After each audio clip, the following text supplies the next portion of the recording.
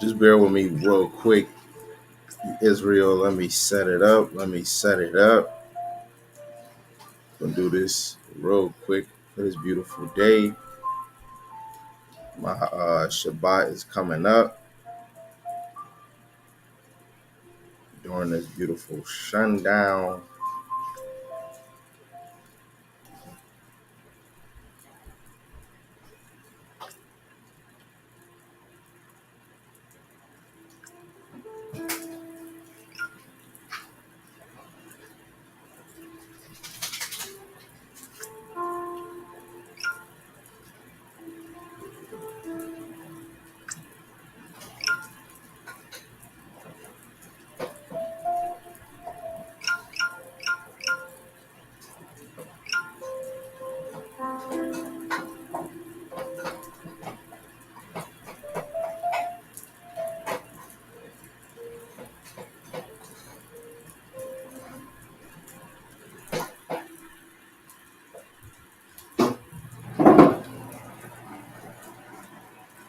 Okay, let's get into it.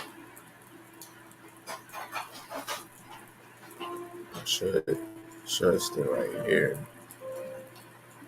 Um, should stay right here. Check this out.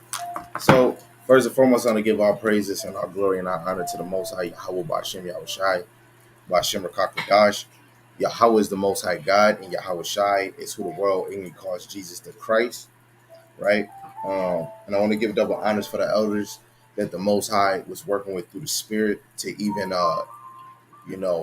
bring forth the ministry, starting with Abba Bibbins on down, that orchestrated and basically, started One West, and the elders sprouted out into different congregations. All praises to the Most High for allowing the word to still to increase, and definitely double honors to the elders in Great Millstone, starting with the elder Tahar, all the way down, that have been teaching the sister milk, the parables, the dark sayings, and teaching the prophecies of the Most High Yahweh to the best of their ability. And Almighty Shalom to the young brothers that's ruling wells, captains, soldiers. They creating camps. They go into the highways and byways and doing civil downs to the best of their ability. Lord willing, the Most High continue in the ministry, and for the wives and the sisters that's working on being submissive, loving, and silent wives, and being virtuous to the best of their ability. The Lord willing, the Most High have mercy on the other brothers and sisters that's not in the ministry. This title is F the Outward Man. It is all about the inward man. I'm going to say it again in plain terms. Fuck the outward man. It's all about the inward man, right? Because we're always worried about the outer appearance, right? I'm going to share my screen.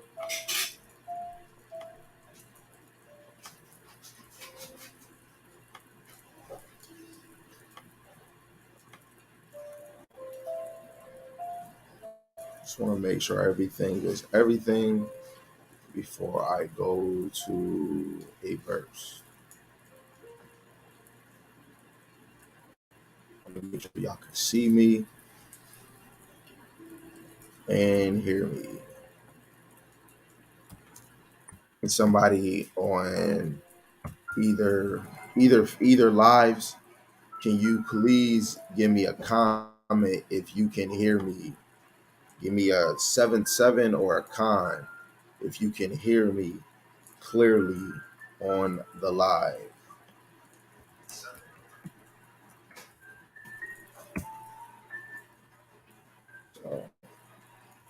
I'm gonna check the YouTube since nobody's saying nothing on that side. Okay, so I see somebody can hear me.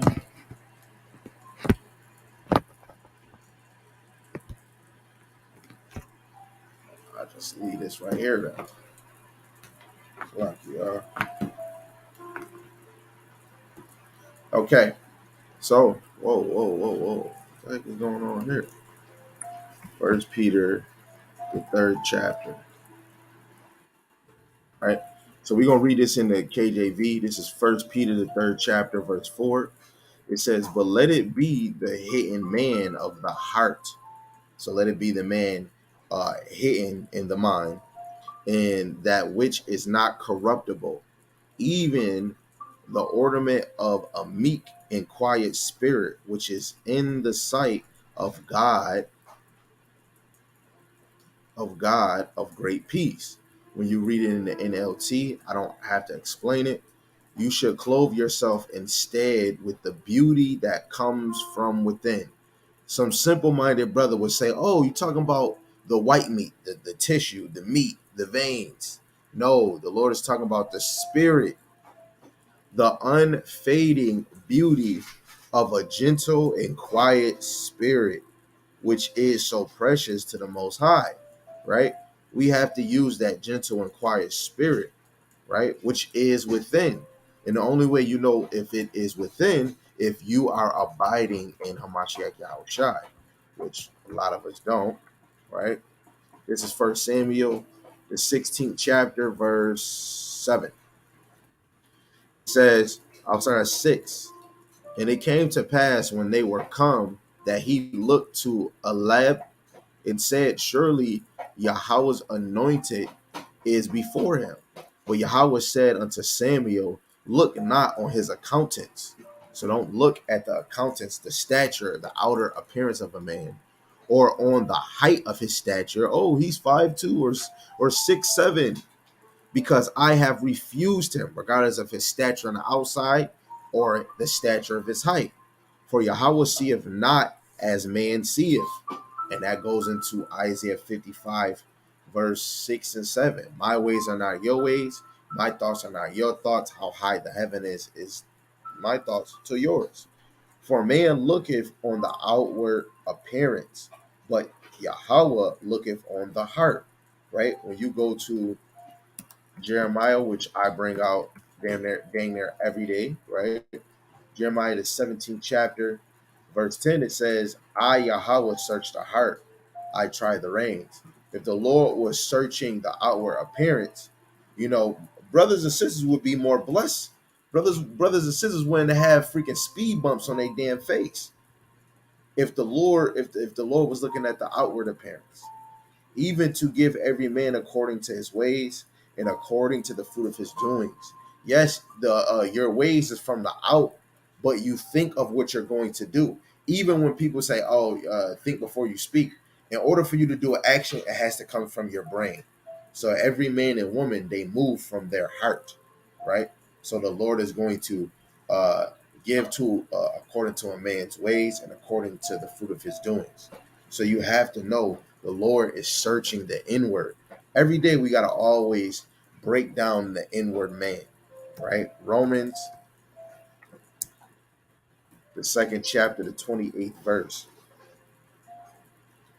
the 29, it says, "For he is not a Jew, which is outwardly," right? "Neither is that circumcision which is outwardly of the flesh." And it hits me even more. All Israel is not Israel. But on a deeper level, you are not a Jew because outwardly you look like a Jew. Neither is that circumcision which is outwardly in the flesh. When a man after the eighth day, his Oscar matter winky, his foreskin get cut off. That's the circumcision of the flesh. But to be an actual real Hebrew Israelite, if we want to be technical, straight from the nation of Israel, to really know that you're a real Israelite is from the inward, how you move in the spirit, right? The fruit of your doings, your ways, right? Your treasure, the treasure that's in your heart. But he is a Jew, which is one inwardly. So it's really the spirit. Galatians 5:25. If we walk in the spirit, let us live in the spirit. If you live in the spirit, you should walk in the spirit. If you walk in the spirit, you should live in the spirit. That's a Jew inwardly. That's an Israelite inwardly. And circumcision is that of the heart. Circumcise the heart in the spirit and not in the letter, whose praise is not of man, but of God, right? The inward man. It's not about the praise of a man. It's about Yahweh Bashem Yahushai. Right. This is Ephesians, the 4th chapter, verse 23 to 24. It says, "And be renewed in the spirit of your mind." Be renewed in the spirit of your mind. Let's hurry up and go to Romans. I'm about to go to camp, so I gotta try to move quick, right?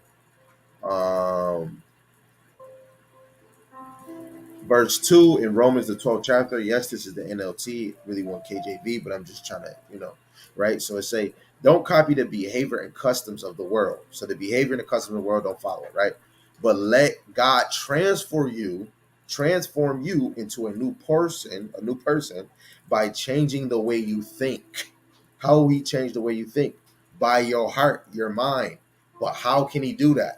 When you yield to the authority and the power of Yahweh Shem Yahushai, when you go to his counsel instead of the counsel of the ungodly, like obeying God instead of man. Acts the 5th chapter, verse 29. Then you will learn to know God's will for you, which is God, and pleasing with know God's will for you, which is good and pleasing and perfect. I got one more, Ephesians, 4th chapter, right? I might say it different because NLT, verse 22, no, verse 23. It says, instead, let the Spirit renew your thoughts and attitudes. Let the Spirit renew your thoughts and attitudes. What spirit is that? We're talking about the spirit of knowledge or the spirit of prophecy, right?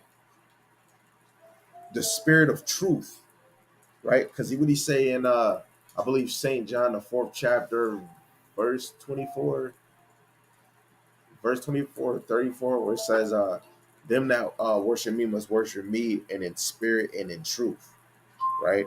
Let alone the spirit, right? Let me see if we can get that. You know what? I ain't gonna even do it, right? So Ephesians 4 and 23, which we're already reading, we're reading that in the NLT, hilarious. And be renewed in the spirit of your mind, right? To be renewed in the spirit of your mind. And you got to have the armor of Yahweh Shem Yahushai upon your body. And to be renewed, this still goes back to 1 Corinthians, the 16th chapter, verse 11. Seeking the Lord continuously will help you to be a changed man, because our thoughts are not the thoughts of the Lord. So if you always want to think what the Lord is thinking, you should be in his scriptures, right? Verse 24, it says, in that ye put on the new man, which after God is created in righteousness, right? And if you hunger and thirst for righteousness, you shall be filled in true holiness. So we have to put on that new outfit, that new garment, the new you. The new you is not, I'm a new me, but I'm about to go smoke a blunt. Oh, this is the new me, but I'm about to go to church and sing Shabba Dabba Ding Dong in a Honda, right? Being new is being retaught. Being renewed is you learning again. A lot of people want to come in this and feel like, oh, I don't need to be taught the Bible. Sound like damn near Pinky off of Pinky and the Damn Brain. You want to take over the damn world. Everybody want to be the first to have the best breakdown or the first one to come with a new one. Nobody just don't want to learn and be taught. Then add a little more precepts and then regurgitate it. Whatever I'm bringing out, somebody already brought it out because it's in the Bible. They just probably added more scriptures.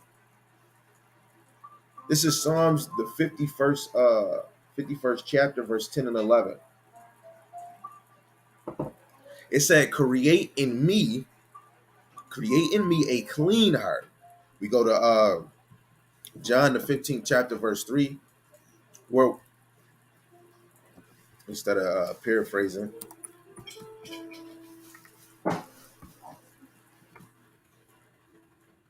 15 verse 3. Nope. I'm not going to read that one. 11. It says, now ye are clean through the word which I have spoken unto you. Right? Create in me a clean heart. How? We have to be washed by the word. You have to have a desire to want to learn. Right? Oh God, and renew a right spirit within me. We all need a right spirit within us. But how can we get that if we're not yielding? Cast me not away from thy presence. So that means what's going on here? You don't want to be cast away from the presence of Yahweh Bashem Yahushai. Me and you have the blueprint. So the only way we're going to be cast out if the Lord takes away the desire of you wanting to read, you wanting to increase. Take not thy Holy Spirit from me. If you don't have the spirit of wanting to study more and occupy, you got to really evaluate what spirit is you really working with, right? I ain't gonna lie. Let me go 2-4 days a week without reading. Something not right. Man, I don't care what you say. Man, if I even come and say, hey, oh babe, let's do our thing tonight. Yo, I'm really gonna be putting I'm gonna be putting spirits in my wife. Let alone the same with her. Woman is a weaker vessel. If she's not applying herself with spiritual things, because she's a weaker vessel, she's supposed to be my peace. How's she gonna be my peace if she ain't building her spirit and she come to me with bullshit, and then that evil spirit is upon me? We can go back to 1 Samuel, the 16th chapter, verse 14 and 15, where Saul had a spirit of the Lord on him. And guess what? That joint was removed, and an unclean spirit came, an evil spirit came. And that's how you can be in the spirit of the Lord, and then an evil spirit come. You want to smoke a blunt, or you lursting, and you jerking a damn turkey for like 4 hours straight. It was a clean spirit on you, and then a few seconds later, that thing left, and it became an unclean spirit. Right? So just to go off of what we saying, where it said, cast me not away from thy presence. So that means you got to cleave on to wisdom, right? This is Sirach Ecclesiasticus, the 6th chapter. And I'm going to just read a few verses. It's the verse 20. It says, she is very unpleasant to the unlearned. When it says she, is talking about Sophia, wisdom. She that is without understanding will not remain with her. So if you don't have understanding of the scriptures or life, you ain't going to remain with her. The Lord is going to cast you away from her, and that's where you're going to come with human wisdom. It says, she will lay upon him as a mighty stone of trial, and he will cast her from him, or ever it be long. For wisdom is according to her name, and she is not manifest unto many. So wisdom is not manifest to a lot of men or women. Give ear, my son, receive my advice, and refuse not my counsel. We have to give ear to wisdom and knowledge, and that's really from Yahweh Shem Yahushai. We have to receive advice. People say the Bible is basically basic instructions before leaving earth. If that's the case, nigga, is you reading? Sister, is you reading? Are you reading how to be a princess? Are you reading how to be a wife? Reading to be a helpmeet? Are you reading to be a husband? Reading to be a father? Reading to be a prophet, a bishop, a priest, right? A king? Are you reading the prophecies of which to come? That is your purpose. That is the advice you're going to get to be prepared for these things to come, right? You drop down to verse 26. It says, come unto her with thy whole heart, and keep her ways with all thy power. So you have to come with her with all your heart. So you have to yield to wisdom. And that's when it comes. You could be studying and getting in the scriptures, and you get distracted. If we're able to, and I get distracted too when I'm reading. Distracting is taking you away from the word. Yeah, you could be reading a word, and then somebody sending you scriptures, and it's just dealing with a different conversation. Guess what? The spirit is still there because they're bringing scriptures. You never know. You could be reading what you're reading, and that somebody bring a scripture, it might make you think of a lesson off of their scripture. But when it takes away from the word, that means your whole heart is not upon it, right? 27, search and seek. So me and you have to search and seek. This is hide and seek. The Lord didn't say hide, he said search and seek. So now we already know the Lord is hiding and we're seeking. So we're playing hide and seek, but a lot of us choose to say, forget it. If God hiding, I'm hiding. I don't want to see. Then she shall be made known unto thee, and when thou hast got hold of her, let her not go. That's like when a man finds him that virtuous woman, you ain't gonna let her go. You ain't. You not letting her go.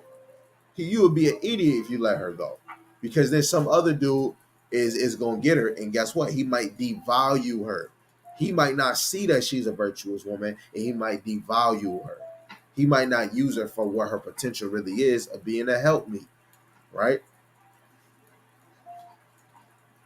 So with wisdom, we can't let her go, because wisdom will leave your ass and then basically be filled into somebody else, and that man will be greater in the spirit, and he might save souls and you don't, right? Saving souls is better than being a millionaire. It says, "For at thy last thou shalt find her rest, and that shall be turned to thy joy." Right? Verse 33, it says, "If thou love to hear, thou shalt receive understanding." So just in this, the inward man is going to love to hear. You have to love to hear to fix your inward man. You have to love to hear to actually be retaught.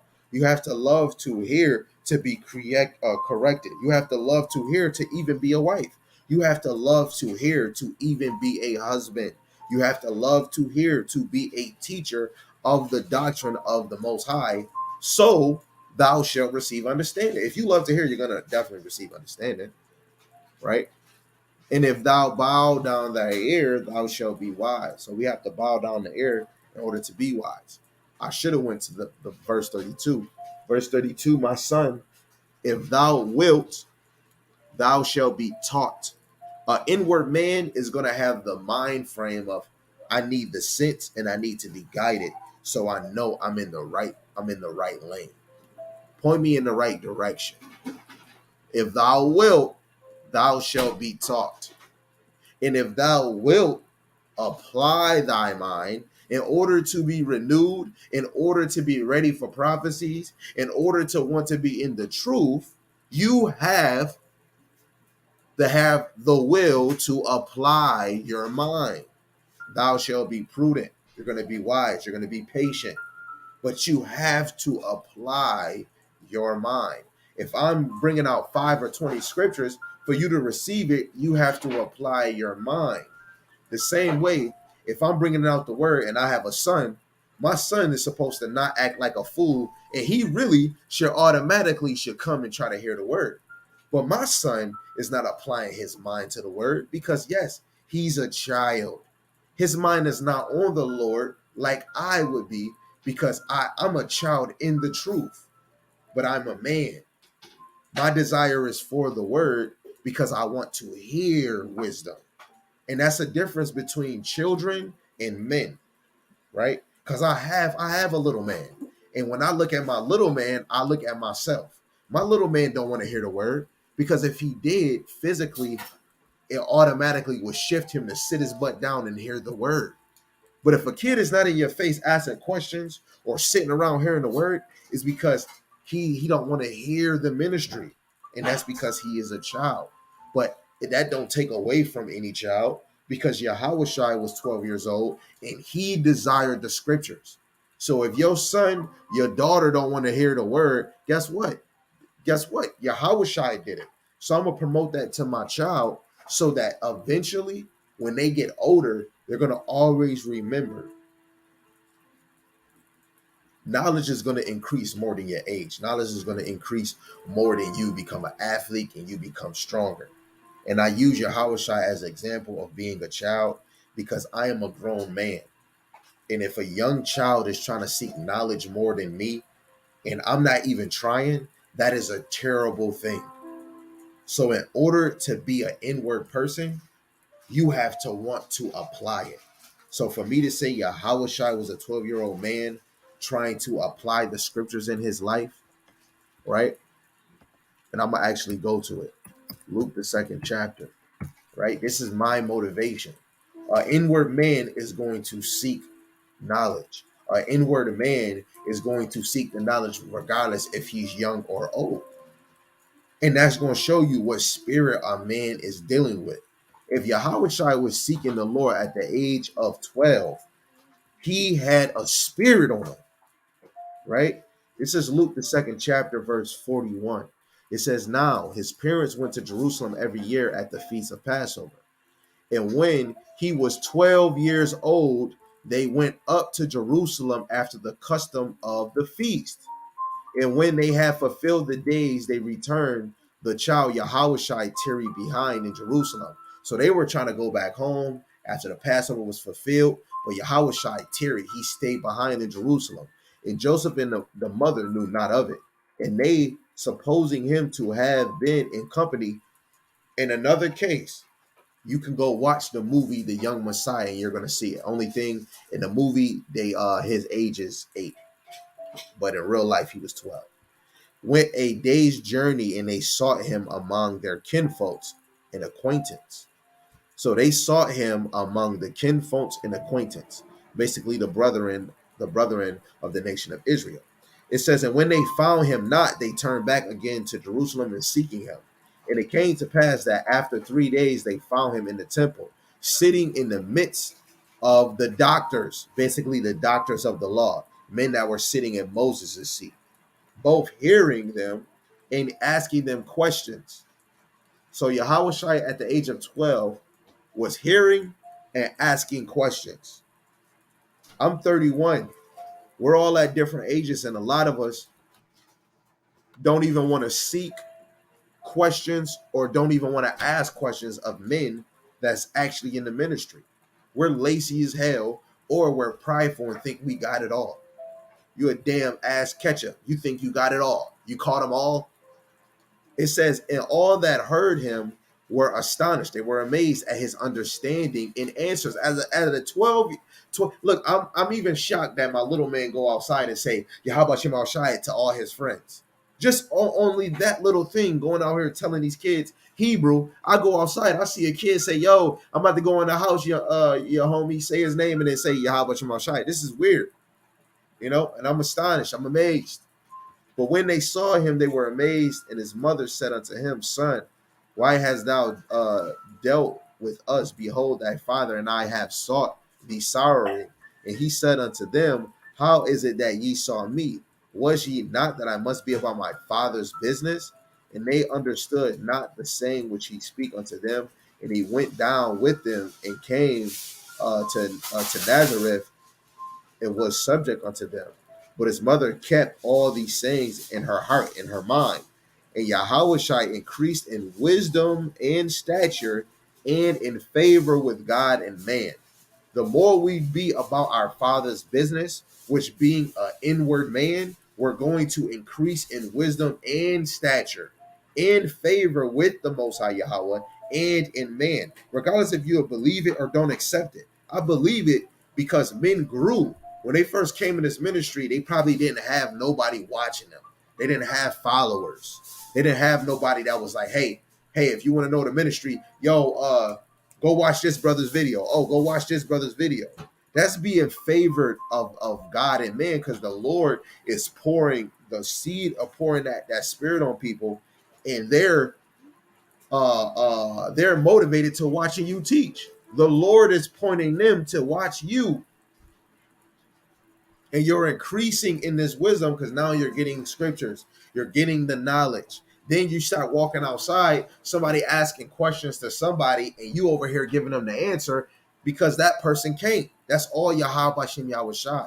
We have to be willing to be the new us, not the old us, right? Lord willing, that made sense. I had to bring out that rant. We're going to go to 2 Corinthians, the 4th chapter, verse 16. It says, for which cause we faint not, but though our outer Salaki, re-say it, for which cause we faint not, but though our outward man perish, yet the inward man is renewed day by day. the outward you will perish away. If I kill you right now, mother sucker, I'm gonna kill you. The outward is going to perish, is going to decay, but the inward is going to always be able to be renewed, because you can always cleanse yourself. You can always become a new creature. You can always go and be like, Yahweh, I'm making a mistake. I'm sinning. Yahweh Shema Shai, please renew me, cleanse me, please, because I'm a sinner. Repent from your ways, convert from it, and then you renew yourself, and the Lord might take that damn dumbass imagination from you. You go to the CSB, it says, therefore, we do not give up. Right? Especially if you're a spiritual person of Yahweh Shema Shai, you ain't gonna never fold. Even though our outer person is being destroyed, our inward person is being renewed day by day. Your outer is going to automatically be destroyed. Even if you're not sinning, it's going to be destroyed because you get old, knees start getting messed up, back start hurting. You know what I'm saying? You start getting acne, bumps on your face. You might get wrinkles. Your teeth start getting rotten if you ain't taking care of them. The outward person is being destroyed, but let alone you got your integrity as a man, as a black, Latino, and native, your integrity. You got Jake saying, black men saying, oh, the Latinos and the Indians ain't Israel. We get destroyed when our own people is not accepting us. The Latinos not even accepting black people as their family. We're destroyed on the outward apparel. But the inward, it gets renewed day by day. Day by day. And if you not, man, what? If you don't want to renew yourself, you a simple-minded nigga. Right? Let's get a cross reference to that. 2 Corinthians, the 4th chapter, verse 1. Therefore, seeing we have this ministry, as we have received mercy, we faint not. Right? Since we have this ministry, right? And if you even have the ministry that you can actually count on, you can go to and learn, is because the Lord enabled you. He's seen some type of faith in you. How did he see it? Because he was looking at the inward man, right? It's all about the inward man, right? Let me see. Yeah, that's going into something else. Oh yeah, 2 Corinthians, the 4th chapter, verse 17. For our light affliction, which is but for a moment, just a moment, a part-time affliction, worketh for us a far more exceeding and eternal weight of glory. While we're in this affliction, this is like the best form of endurance. This whole affliction is really this whole thing. If we was to stop looking at things in a human point of view, you would look at the Lord really trying to build you up in the inward. Right here, this is the inward test. We say the matrix. Yes, this is the freaking matrix. And the mission is fixing the inward you. Fuck the outward, excuse my language. Yes, you got a fat booty, but I bet you that's a fake one. We worried about getting a big booty so all the men can look at us and I got a nigga in the house. But when we break down you in the inward, you are an empty, hollow vessel. My damn little man can't even whistle, or my daughter Araya, she can't even whistle. But half of our people are so hollowed in the spirit that she'll go in your spirit, and I bet you she'll be able to whistle. That's how hollow you are when you're not working on the inward man or woman, right?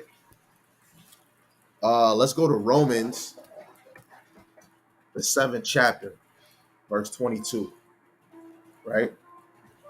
It says, for I delight in the law of the Most High.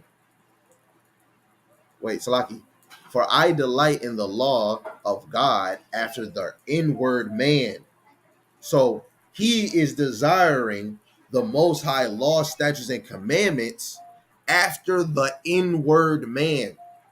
Only an inward man is going to desire the commandments of Yahweh Shema Shai. Help me to help you make that make sense. The CSB.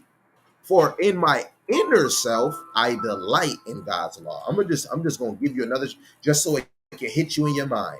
I love God's law with all my heart. This is Romans the 7th chapter, verse 22. The law is your schoolmaster. It's gonna help us to be separate from this world. But you have to love it in the inward man, because the inward man is going to always make sure, you know what, I'm not eating pork. How is it? Me and my wife might not even be in scriptures, but guess what? I want to eat a snack. I'm not going to use this one, but I'm going to eat a snack. Oh, snap. Ooh, I got Jolly Ranchers. So since I want to be in the spirit, and it's not that I want it, I already desire it, that since I'm already programmed, don't you know we're programmed in this wicked world?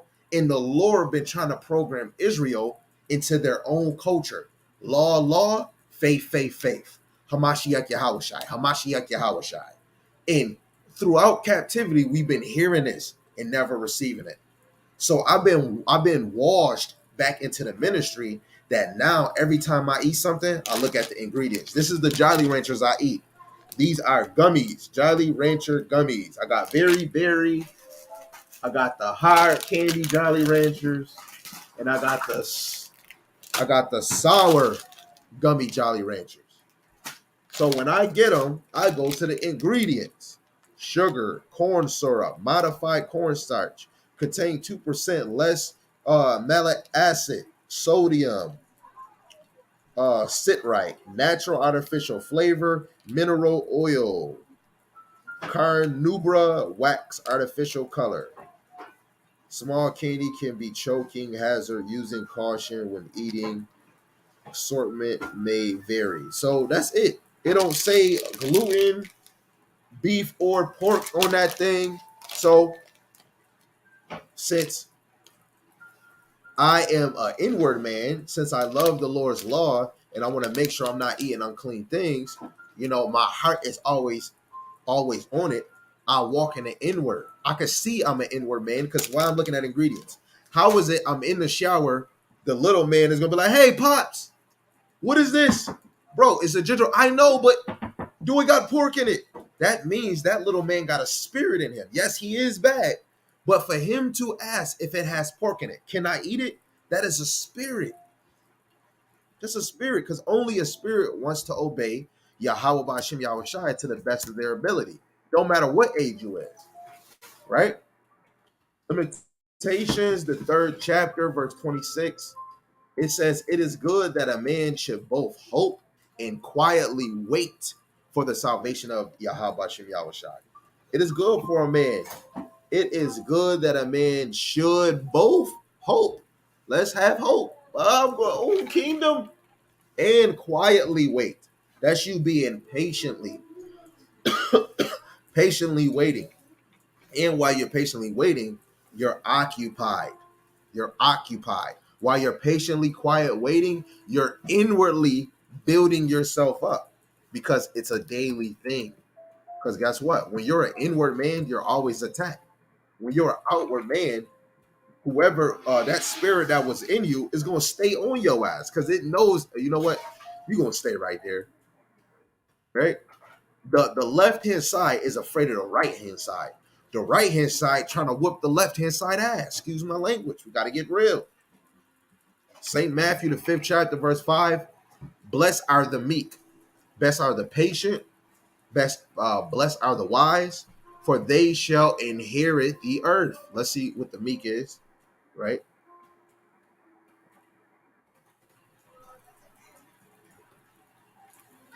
Strong's G 4239. Klaus. Thayer's Lexicon, related entry. Praas.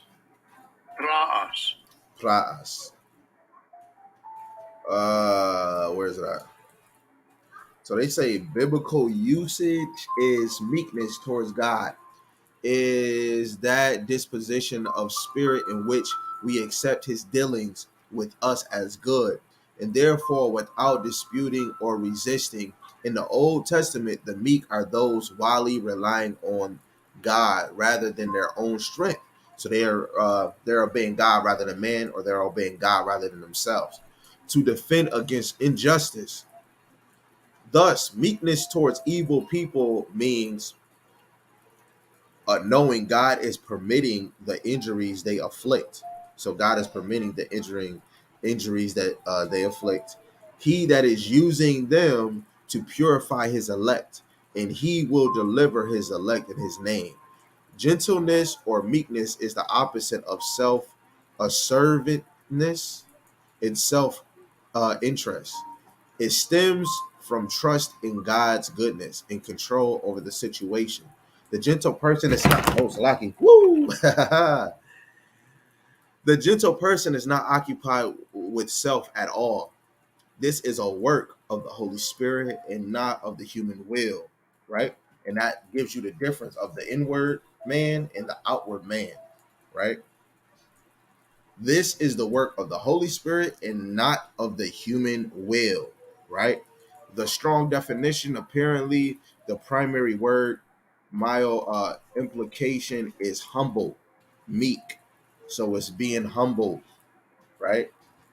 So, Lord willing, this was edifying to the hopeful elect, or whoever. Oh, some people was putting on comments. I don't see why I don't see comments. Hold on, let me see.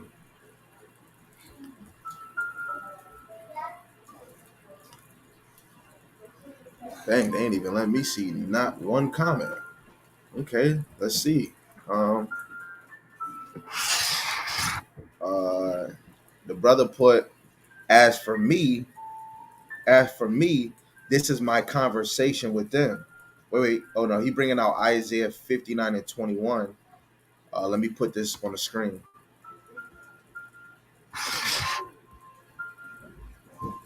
Let's put this on the screen.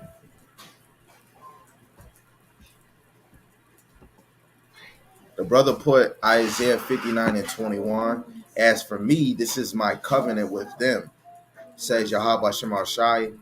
My spirit that is upon thee, and my words which I have put in thy mouth shall not depart out of thy mouth. Come on. The words that Yahweh Shema Shai is going to put in our mouth is going to be fire, right? And you can go in the book of Jeremiah and get that. Nor out of the mouth of thy seed, nor out of the mouth of thy seed, says Yahweh Shema Shai, from hence and forever, right? This word is going to be continual. But guess what? Only the inward man is going to yield that spirit, right? Because he's going to be comfort. If somebody can drop First Maccabees, the 12th chapter, verse 9. If somebody want to drop First Chronicles, the 16th chapter, verse 1, right? And if not, it's okay. I'll get it.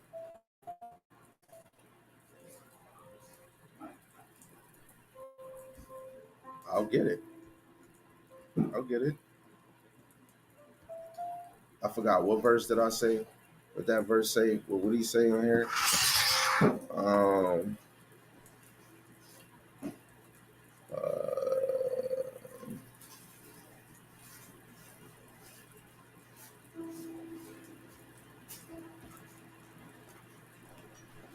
I got you. I'll do it this way.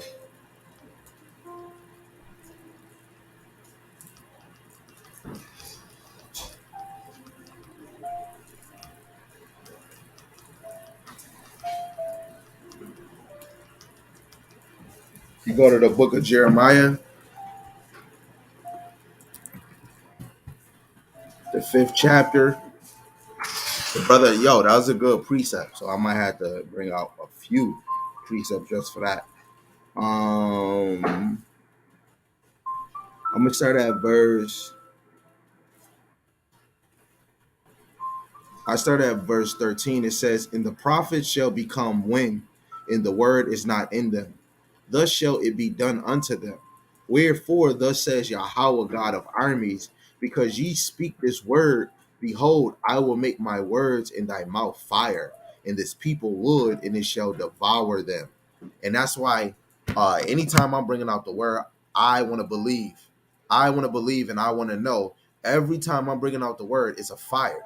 Like Lil Wayne, I'm a fire spitter. I know every time I'm bringing out the word and I'm bringing out Yahweh Shem Yahushai, I know I'm speaking a fire, and I'm trying to flame niggas. I'm trying to torch that unclean, evil ass spirit in our brothers and sisters, right?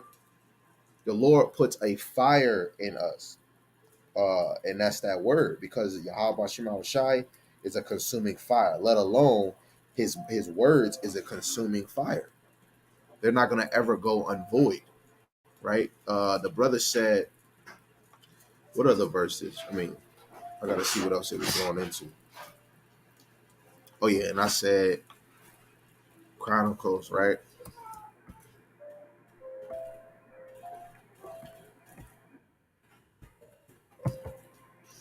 Anything to be a fire, for anything to continue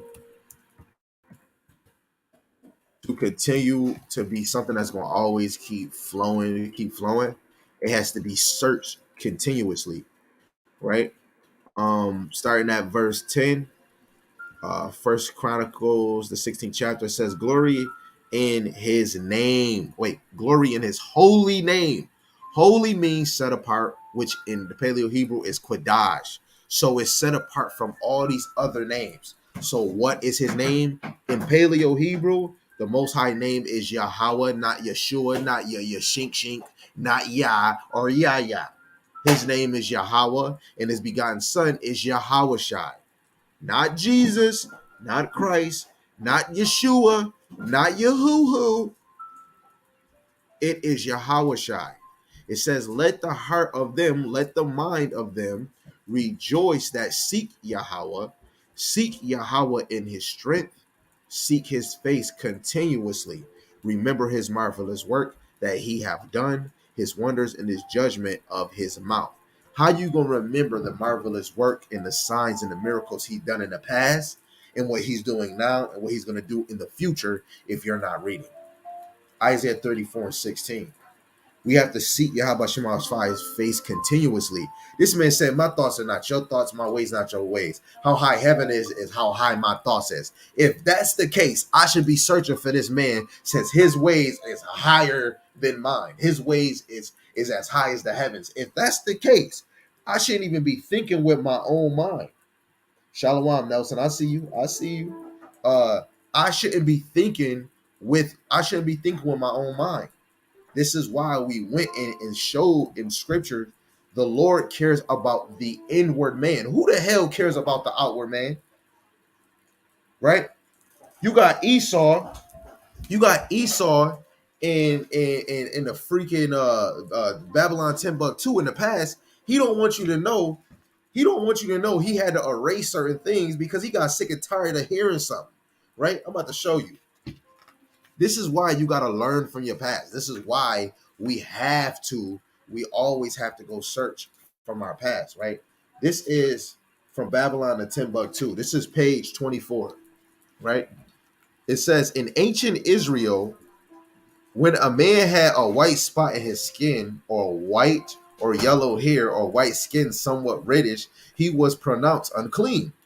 All people who were victims of this shameful disease, so having leprosy or white skin, Salaki, let me fix my screen. Having white skin is a disease.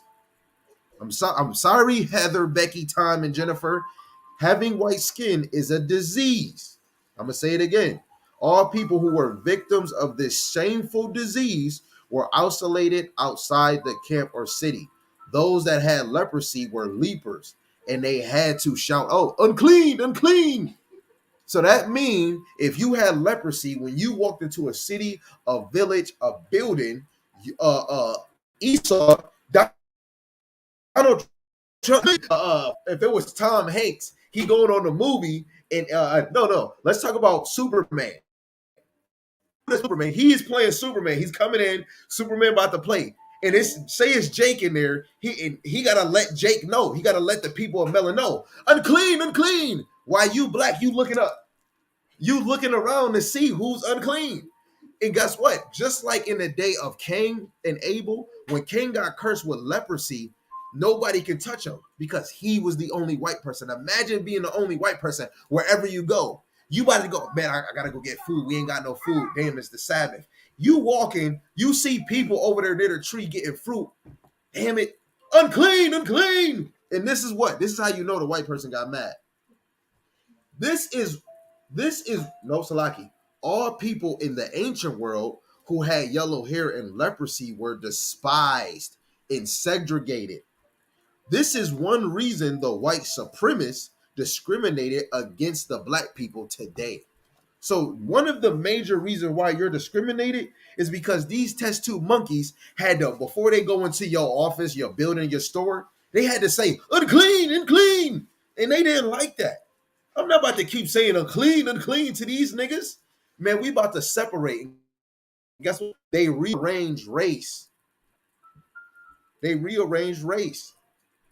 Right? When you go to page 20 in Babylon of Timbuktu, these niggas is so mad. You'll see 5 white people. You don't hear them say unclean, unclean, because Esau changed the times and the seasons. He changed history so you would not know from that past. They crafty as hell and they're upset because they had to walk around unclean, unclean. And now I'm about to bring that out. When I go to a white person and they talking about the Bible or history, I'm going to say, okay, why you ain't saying unclean, unclean no more? Don't you know leprosy is a disease and you have that, Tom and Bill? Page 20, it says, in the ancient people did not classify races according to skin color, like the modern nations of Europe and America. The ancients include the Greeks and Romans, identified people according to their basically their nationality or their tribal names. So ours would be Hebrew Israelites, and you would pick from a tribe. Ethiopians, but you have tribes of Ethiopians. Then you have Canaanites. When you hear it's actually tribes of these Canaanites, right? We were a national people and a tribal people before these damn test tube monkeys took control of things and made changements. So I'm not gonna say all these names, but they say they use names as Vendels, Sakons, Ethiopians, Jews, Arabs, Persians, Babylonians, Egyptians, and Moors. They did not use the term Negro, which is the modern term, to refer to the black races, or the word Caucasian to refer to the white race. Dividing the world dividing the world along a color line was an idea that originated. So dividing the world divided along a color line. So dealing with color, when people say, oh, it's not about race, we didn't start this. It originated with the white supremacists in Europe after the Renaissance. The Europeans did not have any great civilization immediately after the fall of Greece and Rome. So it took a certain time. So during the Middle Ages, the black nations of Africa and Asia had the greatest political, economical, educational, and military influence in the world. At this time, Europe existed in the state of darkness for 1,000 years, right? So Europe wasn't even the white race. Their empire really didn't build to the level that they are right now. The weekdays, Ethiopian king was the one that started the weekdays, the 7 day cycle. The seventh day you rest, and in the Hebrew custom, we pushed in the Sabbath. And I'm gonna just show this, and then I'm gonna end this live, man. This is just showing facts. The inward man is gonna increase in knowledge, man. The inward man is gonna be occupied. The inward man is gonna hate every false way. The inward man is gonna hate the outer him and always want to show the inward him, right? So page 26, down to the middle paragraph, it says the most famous of the Babylonian kings was Ham Hammurabi. Hammurabi. Go look his name up. Who ruled about 2150 BC. He was outstanding for his codification of a system of laws founded in retaliation as the preventive measure for crime. He also established a 7-day week with the last day a rest day or Sabbath. This idea was adopted by the Hebrews and then transmitted to the Greeks and Romans and other Europeans. So this whole 7-day week, it derives from the Babylonians. You have to know the 7-day week already been here, orchestrated, but it was black people of color, Babylonians, right? That created this 7-day cycle and a 7-day of rest. They call it a 7-day of rest. Then, of course, it's considered a Sabbath, but the Hebrews adopted it. But it was really ushered by Yahweh Shem Yahushai. The Most High ordained the 7-day period, the 6-day work period, and the 7-day rest. So it was already ordained by the Most High Yahweh, right? That it was the world was supposed to move on a 6-day work cycle and the 7-day rest. The whole world was really supposed to move because the Lord is telling Adam that. And if Adam is telling the animals their name and he's supposed to be a ruler, you have to understand Adam is supposed to relay the message to everybody else.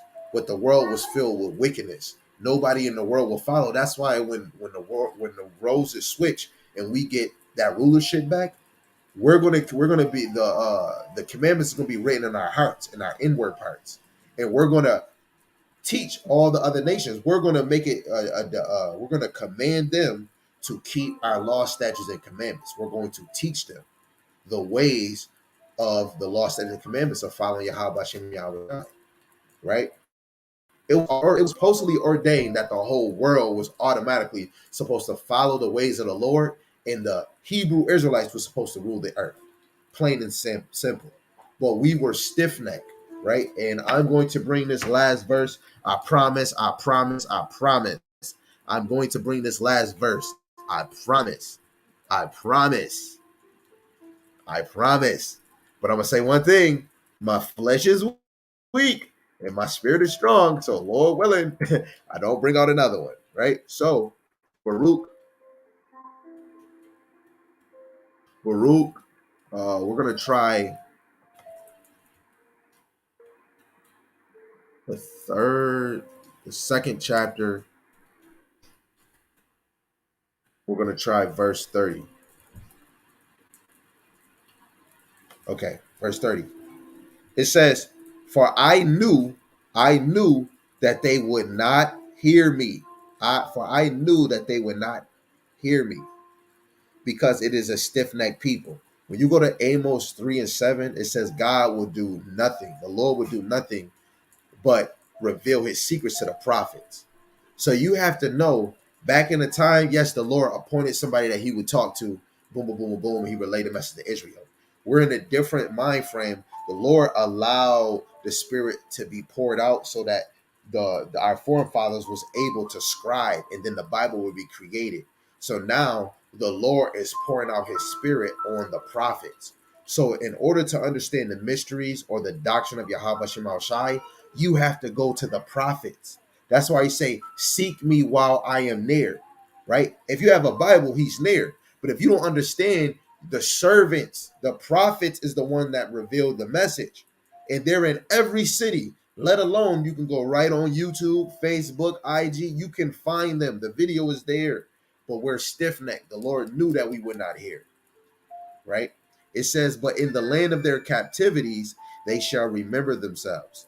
Me, your mama, your great-great-grandmother, we are all in captivity. And in the land of our captivity, we're going to remember who we are. Just because you're an Israelite and you say, "Oh, I'm an Israelite," that does not mean you remember who you are. Because if you remember who you are, you would not do same sex. You would not do what I did, smoke weed. You would not be selling drugs. You would not be a stripper, right? We would try to change from those things, right? Because when you learn from your past and you see the mistakes you made in your past. We were sacrificing kids. We talk about Illuminati so much, but guess what? We were Illumi because we were selling our children to Balak, right? We were selling our children to the other side, to some demons, right? Sacrificing our children. So you should learn from your past and understand you still selling your children short. When you celebrate Christmas, you're celebrating them to paganism, and that's a sin. When you do Halloween, you're celebrating them to sin. That's paganism. Let alone is witchcraft involved in that. Valentine's is coming up. You're celebrating them to paganism. Let alone for lust. Valentine's was a orgy thing where men was trading their wives off, and then the men was laying with men and women were laying with women. It was orgies going on. Why you think Valentine's is a sexual thing? A lot of people do sexual things on Valentine's. You show your love appreciation. You go to the hotel with candles, or you make the kids go to bed late at night and you get that honey. I know y'all know about that honey or that kitty cat. That's what Valentine's is.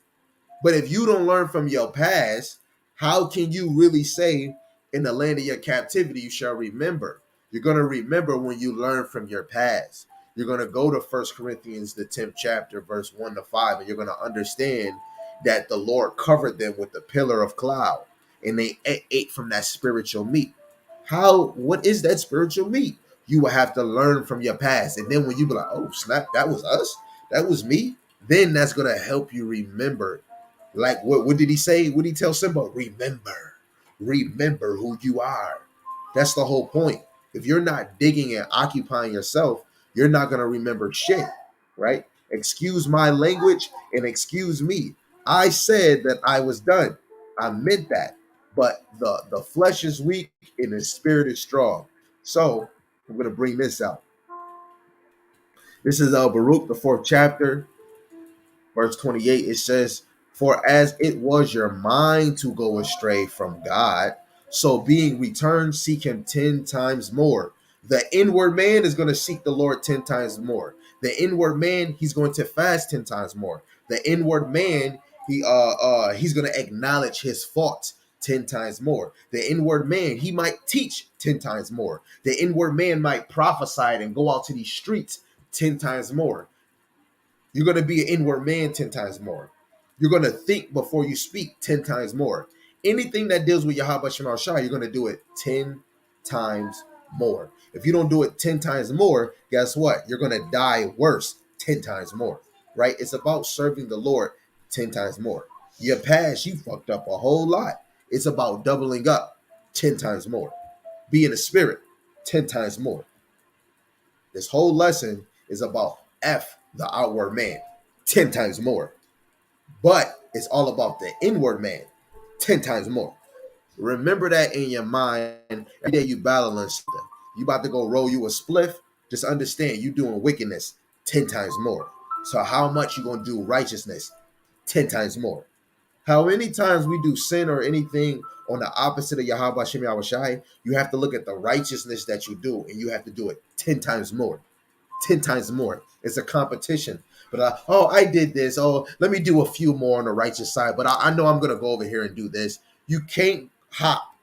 And I want to stop. I have to stop because I'm going to bring out Matthew 6:24. You can't serve two masters. Yeah, I want to go to I got to, y'all. I have to. This is my last verse. I mean this on game. I mean this, love. I'm done. I actually forgot what I was going to bring out.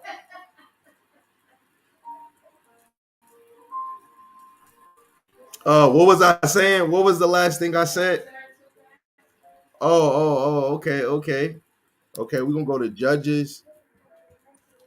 Judges, the 10th chapter. This is my last verse, and I hope this make you mad. I hope you get upset, and I hope you get mad at me. Actually, don't get mad at me. Get mad at Yahweh Shem Shai, right? This is Judges, and I'm going to start at verse 13. Judges, the 10th chapter, verse 13. Yet ye have forsaken me. We have abandoned Yahweh and served other gods. Wherefore I would deliver you no more. I won't deliver you out of your adversary's hand. Go and cry unto the gods which ye have chosen. Let them let them deliver you in the time of your tribulation. So you want to deal with Black Lives Matter, man? Don't call on God, another man. Call on to your other gods. It's about to be inflation. The money about to collapse. Go call on those other gods, right? Freaking Jacob Trouble coming, man. Call on those damn butt surgeons that you believe in. Go call on them, right? Go call on Shaka Zulu. Hum diddy hum ham. My edges is not working. Call on hum diddy hoo hoo, right? Freaking, you got scoliosis, you got cancer, you got diabetes, you got herpes. Shit, call on Zeus, call on Hades, call on Chakra Malulu, call on Hala, call on Shabba Dabba Ding Dong. You call on all of them and tell them to come deliver you out of your tribulations. Because you're not trying to, if you really want to serve the Lord, you gotta really yield. Stop what you're doing, because your mind you is ruining. I forgot how the song went. Ms. Gabar put Exodus 34:14, for thou shalt worship no other God, for Yahweh, whose name is jealous, is a jealous God. We worried about our wife being jealous or our husband. Man, what's a husband to a God? I mean, what's a husband to the Almighty? What's a wife to the Almighty? He's more jealous than your wife.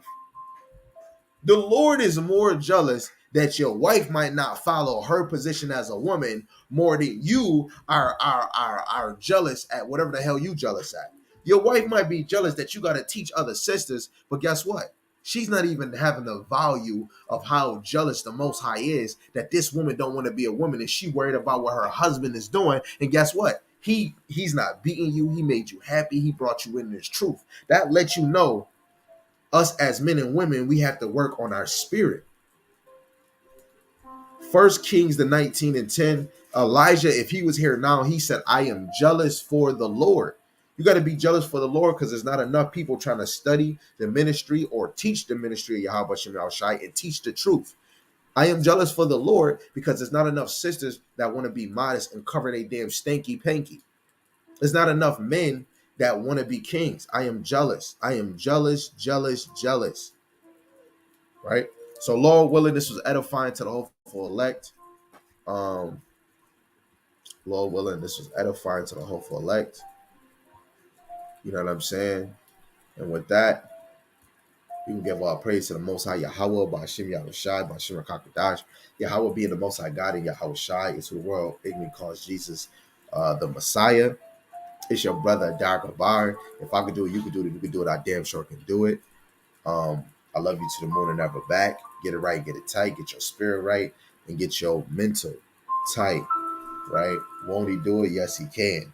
Death to America and death to Esau, not on my time, but his time, because he's never early and he's never late. He is always on time. And with that, Shalom, Kwam Yasharah.